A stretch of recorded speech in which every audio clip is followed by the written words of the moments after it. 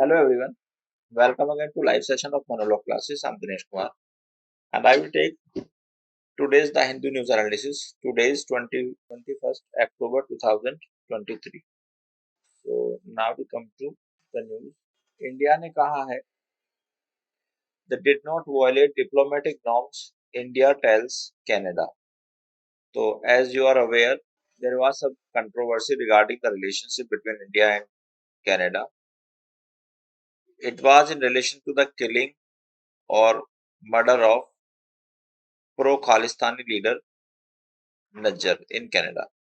The allegation from the Canadian government was that Indian government has a conspiracy in this regard, or Indian government is behind this murder. ठीक है? But government of India said that we are not involved in such killing. ठीक है? अब इसके subsequently क्या होता है? इसके बाद में गवर्नमेंट ऑफ इंडिया कनाडा से कहता है कि वो अपने जो डिप्लोमेट्स हैं, नंबर ऑफ डिप्लोमेट्स हैं, उनको कम करें। ठीक है, सब्सिक्वेंटली कनाडा जो है अपने इसको डिप्लोमेट्स को कम कर देते हैं। इंडिया ने क्यों ऐसा कहा? क्योंकि जो कैनेडियन डिप्लोमेट्स हैं, they were interfering in the internal matter of the government of India. That is the reason we asked the government of the Canada to reduce the number of diplomats. ठीक है, अब यहाँ पर allegation Canada का ये है कि government of India ने वायलेशन किया है किसका? Vienna convention on diplomatic relations. तो ये इंपॉर्टेंट है, आप इसके बारे में थोड़ा पढ़ेंगे, मैं आप समझा देता हूँ। ठीक है, तो इसका आर्टिकल 11.1 जो है वो बात करता है डिप्लोमेटिक रिलेशनशिप के नंबर को कम करने की। अब इसका कॉन्सिक्वेंस क्या हुआ कि जो person to person service Canada provide करता था, ये इन चंडीगढ़, मुंबई और बेंगलुरु, इसको उसने बंद कर दिया है because of the reduction in number of the diplomatic agents. Next क्या है कि इन्होंने गवर्नमेंट ऑफ इंडिया ने कुछ डिप्लोमेटिक इम्यूनिटी भी ले ली है। अब हम ये समझेंगे diplomatic immunity from its 41 diplomats. Now अब what is this diplomatic immunity? तो जैसे हमारा आर्टिकल 14 कहता है कि इक्वलिटी बिफोर लॉ और equal protection of law. Equality before law का मतलब है कि सभी लोग कानून की नजरों में समान होंगे। ठीक है, और सभी को कानून का प्रोटेक्शन समान मिलेगा। अब ये जो इक्वलिटी बिफोर लॉ है, ये है कि चाहे कोई व्यक्ति कितना ही बड़ी पोजीशन पर हो, है ना, कितना ही पावरफुल हो, वो कानून के सामने सेम होगा। Means there will be the prevalence of rule of law. कानून का ही राज चलेगा। लेकिन इसके कुछ एक्सेप्शन है, जैसे कि एक्सेप्शन है article 361, article 361 of constitution of India. और आर्टिकल 361 राइट देता है प्रेसिडेंट को और गवर्नर को। उनका ये प्रिविलेज है कि अगर कोई भी प्रेसिडेंट या गवर्नर जब वो अपने ऑफिस में होते हैं, वो कोई ऑफेंस करते हैं, तो उनके खिलाफ कोई भी क्रिमिनल प्रोसीडिंग इनिशिएट नहीं की जा सकती। सिमिलरली ये जो इम्यूनिटी है, this immunity is also given to this immunity is also given to the diplomats.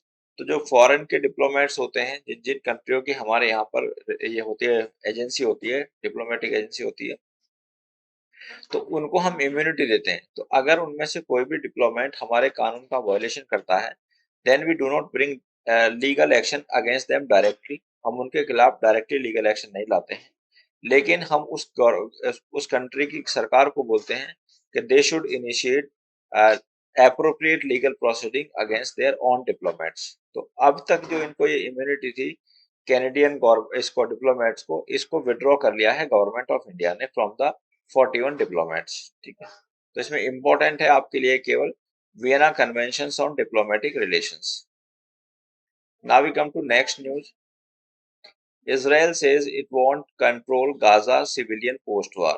तो बेसिकली इसराइल ने अपना स्टैंड क्लियर कर दिया है कि इसराइल जो गाजा पे अटैक कर रहा है, उसका मेन पर्पस हमास के टेररिस्टों को मारना है। ठीक है, and he is not concerned with the civilian population of Gaza.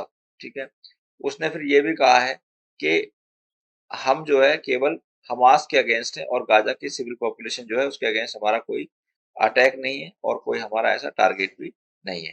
फिर उन्होंने कहा है कि जो ये सिविल वार जो वार चल रही है अब हमास के बीच में और इसराइल के बीच में, इसके बाद ये कहते हैं कि हम गाजा पट्टी को कंट्रोल नहीं करेंगे।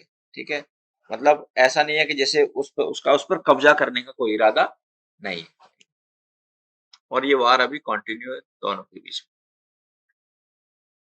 Now we come to next. Government delay disturb judicial seniority. Supreme Court.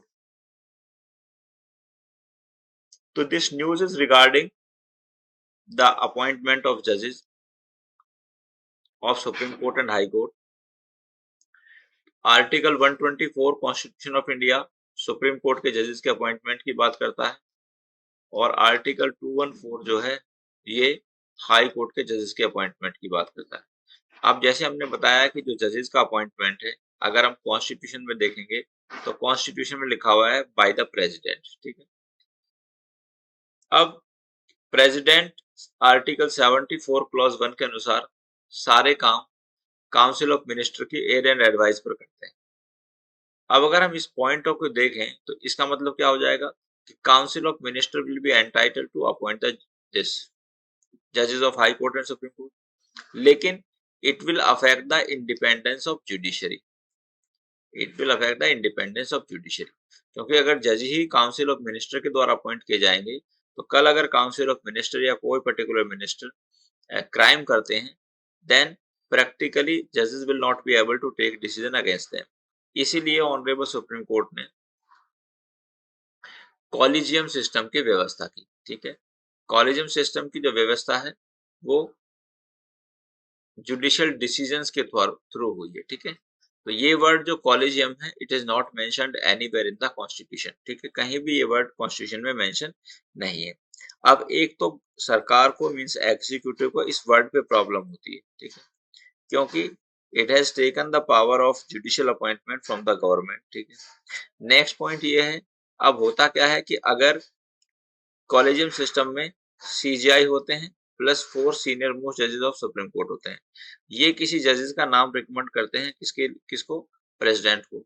अब ये नाम जो है पहले ministry of law and justice में जाते हैं, तो मिनिस्ट्री कौन है, ये एग्जीक्यूटिव का पार्ट है। लेकिन यहाँ पर जब ये नाम ministry of law and justice में जाते हैं तो यहाँ पर डिले हो जाते हैं नाम। डिले क्यों होते हैं कि गवर्नमेंट कुछ लोगों के नाम तो क्लियर करती है और कुछ लोगों के नाम क्लियर नहीं करती है। ठीक है, तो अगर कोई एडवोकेट है, ठीक है, और वो गवर्नमेंट के खिलाफ उनके गवर्नमेंट के साथ उनके अच्छे रिलेशनशिप नहीं है तो गवर्नमेंट उनके नाम को विदहोल्ड कर देती है।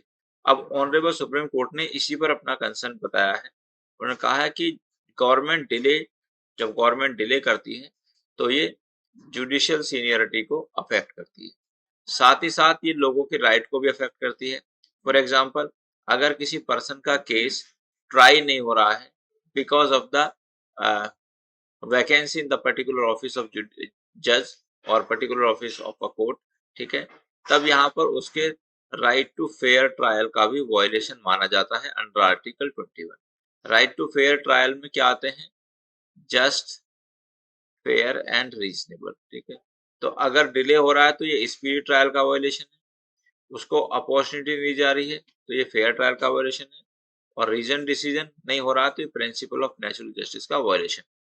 तो इस पे ऑनरेबल सुप्रीम कोर्ट ने कहा है कि उसके अगर गवर्नमेंट डिले ना करे तो ये जुडिशरी के जो काम है वो स्पीडी वे में होंगे और कॉन्स्टिट्यूशन एक प्रॉपर वे में फंक्शन करेगा। नाउ ये बड़ा इंपॉर्टेंट न्यूज है, eradicate manual scavenging, Supreme Court tells Supreme Court state, center and state। तो बेसिकली ऑनरेबल सुप्रीम कोर्ट ने इस बात का कॉग्निजेंस लिया है कि जो सीवर क्लीनिंग होती है और जो ये मैनुअल वे में सीवर क्लीनिंग होती है, it is very inhuman practice. ठीक है, ऑनरेबल सुप्रीम कोर्ट मानते हैं कि ये बहुत ही इनह्यूमन प्रैक्टिस है। ठीक है, उन्होंने कहा है, उन्होंने रेफर किया है किसको, preamble of the constitution, claim the fraternity, equality and dignity among citizen remain a mere illusion। ठीक है, अब ये कहते हैं कि जो हमारे प्रियम्बल में वर्ड लिखे हुए हैं प्रेम्बल में कौन कौन से वर्ड लिखे हुए हैं? फ्रेटर्निटी भी लिखा हुआ है प्रेम्बल में word, unity and integrity of nation भी वर्ड लिखा हुआ है, ठीक है, और डिग्निटी भी लिखा हुआ है। अब अगर कुछ लोग मैनुअली सीवर क्लीनिंग करते हैं तो it is against their right to dignity, ठीक है। और आर्टिकल 21 में जो वर्ड लाइफ यूज किया गया है, आर्टिकल 21 क्या कहता है? Right to life and personal liberty, ठीक है। तो लाइफ जो वर्ड है, लाइफ का मतलब होता है एक डिग्निफाइड लाइफ, ठीक है, किसी पर्सन की एक डिग्निफाइड लाइफ, ठीक है। तो इस पर ऑनरेबल सुप्रीम कोर्ट ने कंसर्न जताया है कि ये गलत है, और इसमें ऑनरेबल कोर्ट ने अगर किसी पर्सन की डेथ हो जाती है ड्यूरिंग द सीवर क्लीनिंग, तो उसकी कंपेंसेशन अमाउंट पहले था 10 लाख रुपीज, अब इसको बढ़ाकर 30 लाख रुपीज कर दिया है, ठीक है। इससे संबंधित दो हमारे एक्ट्स हैं जो आपको पढ़ने हैं, इनके बारे में थोड़ा समझना है। ये नाम नोट डाउन कर लेंगे, manual scavengers and their rehabilitation act 2013। ये एक्ट का नाम आप लिख लेंगे, नोट डाउन कर लेंगे, ठीक है। एक तो ये एक्ट है, और दूसरा है manual scavengers and construction of dry latrines prohibition act 1993। Next, prohibition of the employment as manual scavengers and their rehabilitation act 2013। ये तीन कानून इससे संबंधित है। तो ऑनरेबल सुप्रीम कोर्ट ने इस पर अपना कॉग्निजेंस लिया है, और ये कहा है कि इनको अमाउंट ऑफ कंपेंसेशन ज्यादा होना चाहिए, और ये जो सीवर क्लीनिंग का काम है ये मैनुअली नहीं होना चाहिए, because it is against the dignity of those persons who are involve in the manual sewer cleaning, ठीक है। Now we come to speaker club Shivsena disqualification petitions, next hearing on 26 October, ठीक है। अब ये न्यूज काफी दिन से आ रही है, और इसके बारे में हम डिस्कस कर चुके हैं आपके बार कई बार। अब मेनली डिस्कस करता हूँ केवल ब्रीफ में, कि 10th शेड्यूल है हमारी कॉन्स्टिट्यूशन की, वो एंटी डिस्क्वालिफिकेशन से संबंधित है, ठीक है। यानी कि जो डिस्क्वालिफिकेशन ऑफ पर्सन या एंटी डिफेक्शन, ठीक है, इससे संबंधित है हमारा 52nd कॉन्स्टिट्यूशनल अमेंडमेंट, क्योंकि ये जो 10th शेड्यूल है इसको कॉन्स्टिट्यूशन में ऐड किया गया था 52nd कॉन्स्टिट्यूशनल अमेंडमेंट के द्वारा ही ऐड किया गया था, ठीक है। अब क्या हो रहा है इसमें कि इसमें डिस्प्यूट है शिवसेना, ठीक है, उद्धव बाला साहब ठाकरे पार्टी, और एक जो अर्लियर शिवसेना थी। तो पहले एक शिवसेना पॉलिटिकल पार्टी थी महाराष्ट्र में, जिसको बाला साहब ठाकरे ने बनाया था। अब ये स्प्लिट हो गई है, तो जो पहली वाली पार्टी है, it is in the control of Shinde, Eknath Shinde. Eknath Shinde पहले शिवसेना में ही थे, और अब दूसरी शिवसेना बनी है शिवसेना उद्धव बाला साहब ठाकरे, यूबीटी, ठीक है। अब इसका क्या हुआ कि काफी एमएलए, अराउंड 34-35 एमएलए जो रियल शिवसेना थी, फर्स्ट शिवसेना थी, उसको छोड़कर बीजेपी को ज्वाइन कर लेते हैं और बीजेपी में सरकार बना लेते हैं, ठीक है।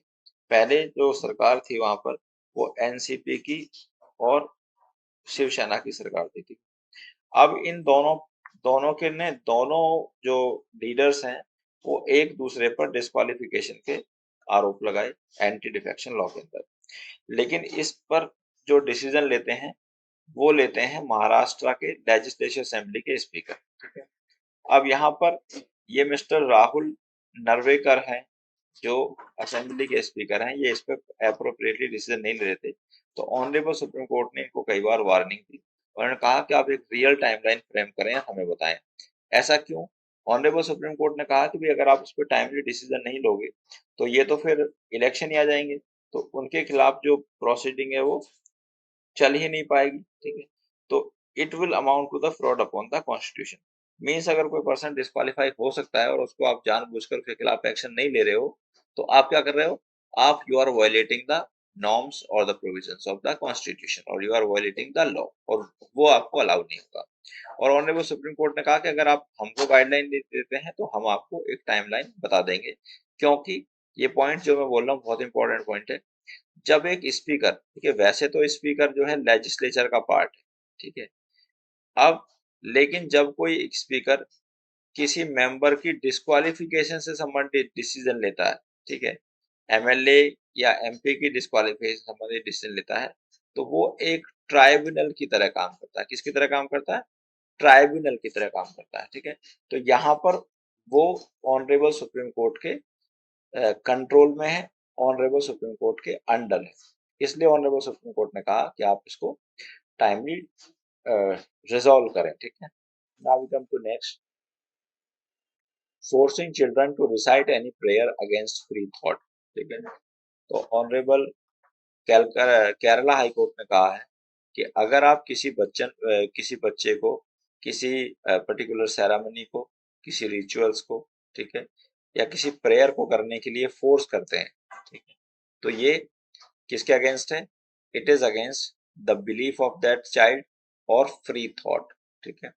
अब हम इसका लीगल एस्पेक्ट अगर देखें तो फ्री थॉट का राइट हमें आर्टिकल 19(1)(a) के द्वारा दिया गया है।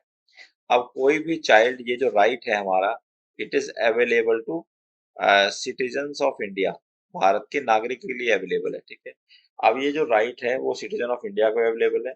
अब तो कोई भी चाइल्ड जो है, the child is also a citizen of India, तो इसलिए अगर हम उसे जबरदस्ती कोई बुलवा रहे हैं तो ये उसका भी वायलेशन है।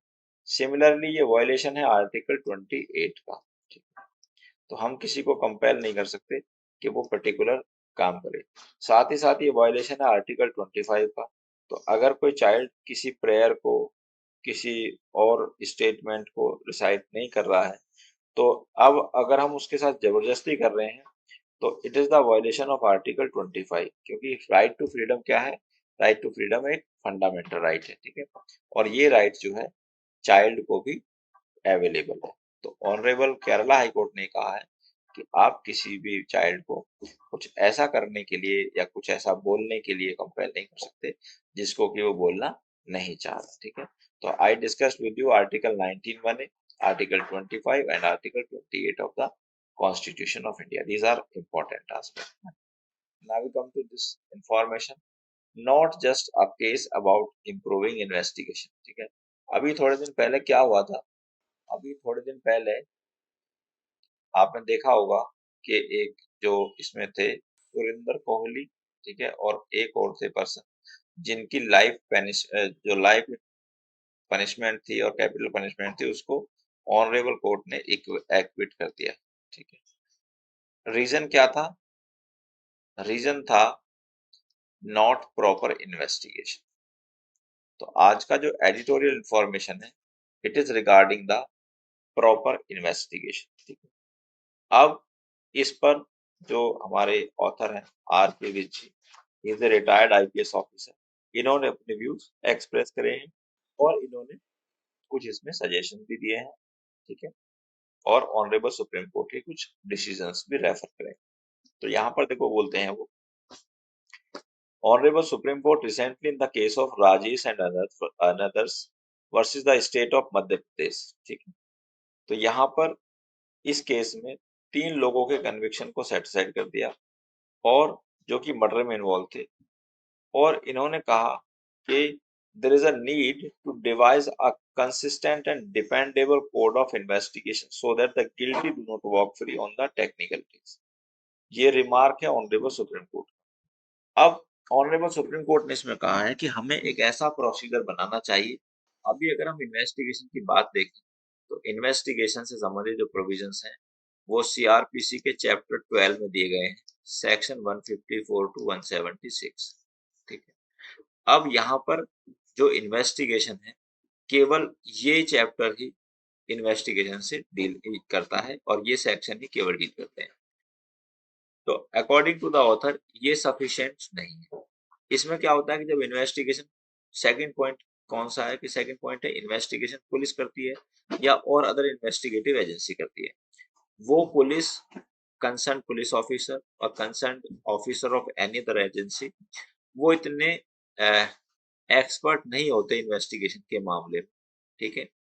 जिसकी वजह से क्या होता है कि इन्वेस्टिगेशन में बहुत सारी टेक्निकलिटीज आ जाती हैं, ठीक है, in the collection of evidence PTC, जिसका कॉन्सिक्वेंसेस ये होता है कि जो गिल्ट है एक्यूज्ड का वो beyond the reasonable doubt prove नहीं हो पाता, क्योंकि इंडियन एविडेंस एक्ट का स्टैंडर्ड ऑफ प्रूफ ये है कि किसी भी पर्सन का जो गिल्ट है वो बियॉन्ड रीजनेबल डाउट प्रूव करेगी पुलिस या प्रोसिक्यूशन, तभी केवल उस पर्सन को कन्विक्ट किया जा सकता है। अब due to the very technical nature of the investigation में कुछ लूपहोल्स रहते हैं जिससे कि इन्वेस्टिगेशन प्रॉपर नहीं हो पाती और जो एक्यूज्ड है वो छूट जाता है।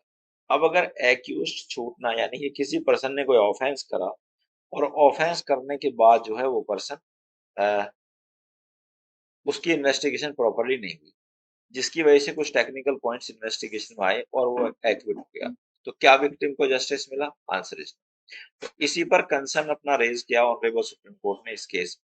साइमल्टेनियसली एक कमेटी है, इसका नाम लिखो justice Malimath committee, and this committee gave its recommendation in 2003 regarding the reform in the criminal justice system। तो इन्होंने रिफॉर्म दिए किसमें? क्रिमिनल जस्टिस सिस्टम में, ठीक है। साथ ही साथ जो लॉ कमीशन की दो रिपोर्ट हैं, एक है रिपोर्ट नंबर 239 और एक है रिपोर्ट नंबर 154, ठीक है। 154 को यहाँ रेफर किया गया। दोनों रिपोर्ट जो है इन्वेस्टिगेशन के लिए बहुत इंपॉर्टेंट है या क्रिमिनल जस्टिस सिस्टम में रिपोर्ट इसके रिफॉर्म के लिए बहुत इंपॉर्टेंट है। अब यहाँ है कि वैलिड इंटरप्रिटेशन, तो इन्होंने यहाँ पर रेफर किया है section 27 of Indian evidence act. अब हम थोड़ा सेक्शन 27 इंडियन एविडेंस को ब्रीफ में समझ लेते हैं। देखिएगा देयर आर 3 सेक्शंस 24, 25, 26। 24, 25, 26 कहते हैं कि भाई अगर किसी पर्सन ने कन्फेस किया किसी अपराध को, तो कन्फेशन जो होती है वो केवल क्रिमिनल केसेस में होती है। तो अगर किसी पर्सन ने कोई ऑफेंस किया है और वो उस ऑफेंस को एक्सेप्ट कर लेता है यानी कि स्वीकार कर लेता है, तो ये कन्फेशन मानी जाती है। लेकिन अगर उसको उसका ये कन्फेशन जो है थ्रेट, प्रॉमिस या इंड्यूसमेंट से हुआ, ठीक है, और ऐसा मजिस्ट्रेट को लगता है, ऐसा कोर्ट को लगता है, तो फिर ये उसकी जो कन्फेशन है इसको प्रूव नहीं किया जा सकता। सिमिलरली ये कहता है 24, ये कहता है पुलिस ऑफिसर के सामने अगर आपने कन्फेस किया नहीं किया जा सकता। 26 कहता है कि अगर आपने पुलिस कस्टडी के सामने किसी अपराध को स्वीकार किया है, तो भी उसकी जो एविडेंशियरी वैल्यू है वो कम होती है। ऐसा क्यों होता है? ऐसा इसलिए होता है कि जब जनरली कोई स्टेटमेंट अगर पुलिस की प्रेजेंस में दिया गया है, तो हम ऐसा मानते हैं कि that police might have used some illegal means to extort the confession from the accused person. यानी कि पुलिस ने उसको डराया धमकाया होगा, है ना, मारा पीटा होगा, ऐसा प्रिजम्पशन होती है जनरली, ठीक है। अब ये तीन जो सेक्शन है यानी कि 24, 25 और 26 ये एक्यूज्ड पर्सन को राइट देते हैं, जिससे कि उसने अगर किसी स्टेटमेंट को या किसी अपराध को स्वीकार किया है किसके सामने, पुलिस के सामने, तो कल को वो जब उसकी सब्सिक्वेंट कन्विक्शन, उसका सब्सिक्वेंट कन्फेशन रिकॉर्ड की जाएगी 164 मजिस्ट्रेट के सामने, तो ये वो यहाँ पर डिनाई कर सकता है, ठीक है। अब इन्होंने कहा कि इसकी ना डिफरेंट इंटरप्रिटेशंस होती हैं सेक्शन 27 की। अब हम समझते हैं सेक्शन 27 क्या है।